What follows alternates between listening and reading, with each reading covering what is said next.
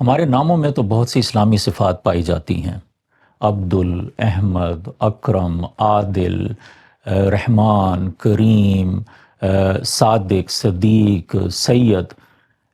لیکن کیا ہمارے اعمال بھی مسلمانوں والے ہیں یا نہیں؟ یا یہ کہ کیا ہم مسلمان ہیں بھی صحیح یا نہیں؟ یہ سوال کڑوا بھی ہے اور سخت بھی ہے۔ لیکن اس سے پہلے کہ ہمیں بہت دیر میں پتہ چلے کہ ہم نام کے تو مسلمان تھے لیکن کام کے مسلمان تھے ہی نہیں، تو بہتر یہ ہے کہ ہم ابھی کچھ غور کر لیں کہ کیا ہم واقعی مسلمان ہیں۔ رسول کریم صلی اللہ علیہ وآلہ وسلم سے کسی نے پوچھا کہ کیا مومن بزدل ہو سکتا ہے؟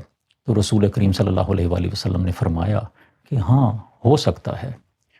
پھر پوچھا کیا مومن بخیل ہو سکتا ہے؟ تو آپ علیہ السلام نے فرمایا ہاں، ہو سکتا ہے۔ اور جب پوچھا کہ کیا مومن جھوٹ بول سکتا ہے؟ تو رسول کریم صلی اللہ علیہ وآلہ وسلم نے فرمایا ہرگز نہیں۔ اب ایک طرف تو یہ حدیث ہے کہ جو مومن ہے اس میں باقی خامیاں ہو سکتی ہیں، کمیاں کوتاہیاں ہو سکتی ہیں، لیکن وہ جھوٹ ہرگز نہیں بول سکتا۔ لیکن ہماری حالت یہ ہے کہ ہمارے گھروں میں جھوٹ، ہمارے دفتروں میں جھوٹ، ہماری دکانوں میں جھوٹ، ہمارے ایوانوں میں جھوٹ، ہمارے بیانوں میں جھوٹ، ہماری گواہیوں میں جھوٹ، ہماری اخباروں میں جھوٹ، ہمارے چینلوں میں جھوٹ، اور جھوٹ جھوٹ اور بس جھوٹ۔ تو کیا ہم واقعی مسلمان ہیں؟ اب اس حدیث میں 3 چیزوں کا ذکر ہے: بزدلی، بخل اور جھوٹ۔ ویسے تو بزدلی اور بخل بھی اسلام میں ہی ناپسندیدہ فعل ہیں، لیکن یہ وہ 2 چیزیں ہیں کہ جن کا زیادہ تعلق ہماری فطرت سے ہے، کہ کوئی شخص اتنا زیادہ شریف ہو سکتا ہے کہ وہ بزدلی کی حد تک پہنچ جائے، اور کوئی شخص اتنا زیادہ کفایت شعار ہو سکتا ہے کہ وہ کفایت شعاری بخل کی حدوں کو چھونے لگے۔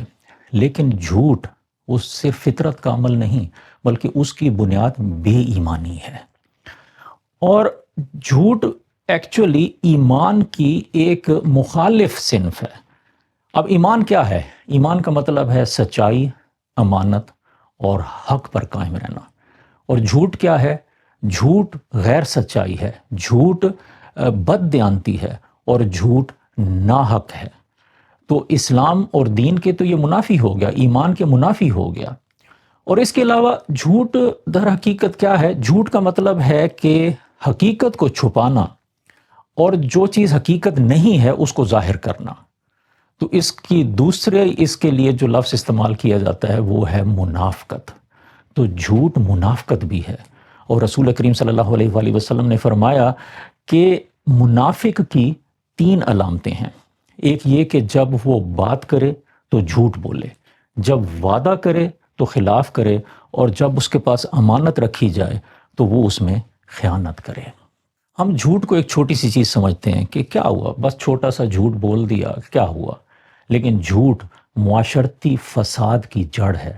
جھوٹ بے اعتمادی بڑھاتا ہے، جھوٹ بددیانتی کو عام کرتا ہے، جھوٹ انصاف میں رکاوٹ ڈالتا ہے، جھوٹ مجرم کو بچاتا ہے اور بے گناہ کو سزا دلواتا ہے، جھوٹ حقدار کا حق چھینتا ہے، رشتوں میں دراڑیں ڈالتا ہے، نفرتیں بڑھاتا ہے، اور معاشرے میں انتشار پھیلاتا ہے۔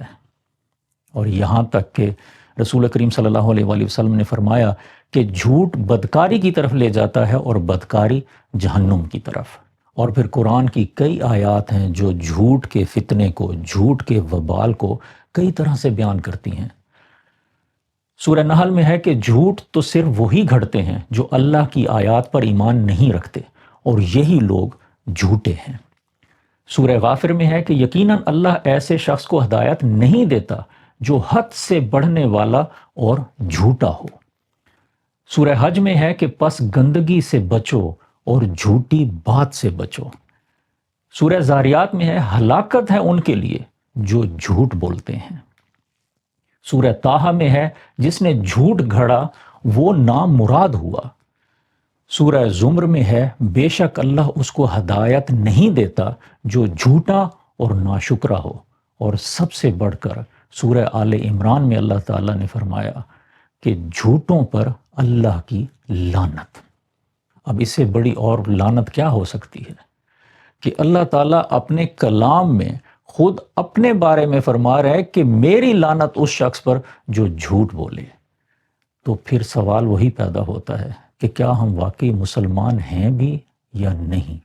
اگر اتنا سب کچھ موجود ہونے کے باوجود، احادیث موجود ہیں، قرآن کی آیات موجود ہیں، اس کے باوجود ہم ڈنکے کی چوٹ پر اور ڈھٹائی سے جھوٹ بولتے رہیں تو کیا ہم واقعی مسلمان ہیں یا نہیں؟ آج ہمارے میڈیا چینلز پر دیکھیں کہ ایک چیز جس کو پوری دنیا دیکھ رہی ہے، پورا معاشرہ دیکھ رہا ہے، جس کے واضح ثبوت موجود ہیں، جو ایک زمینی حقیقت ہے، لیکن جو سب کچھ کرنے والے سے جب پوچھا جاتا ہے کہ یہ ہوا، نہیں، بالکل نہیں ہوا۔ اتنی ڈھٹائی سے اور بے شرمی سے جھوٹ بولنا اور اپنے آپ کو پھر مسلمان کہلانا بذات خود ایک جھوٹ ہے۔ تو غور کرنے کی ضرورت ہے کہ کیا ہم واقعی مسلمان ہیں یا نہیں۔ ایسا نہ ہو کہ ہم مسلمان کے نام کے طور پر زندہ رہیں اور جب ہم دنیا سے جائیں تو ہمارے جنازے اسلام کے طریقوں سے پڑھے جائیں اور ہماری قبریں بھی مسلمانوں کے طریقے سے بنائی جائیں، لیکن جہاں پر ہمارا فیصلہ ہونا ہے، ہمیشہ کے لیے فیصلہ ہونا ہے، وہاں ہمیں بتایا جائے کہ نہیں، تم مومن نہیں تھے۔ یوں تو سید بھی ہو، مرزا بھی ہو، افغان بھی ہو، تم سبھی کچھ ہو، بتاؤ تو مسلمان بھی ہو۔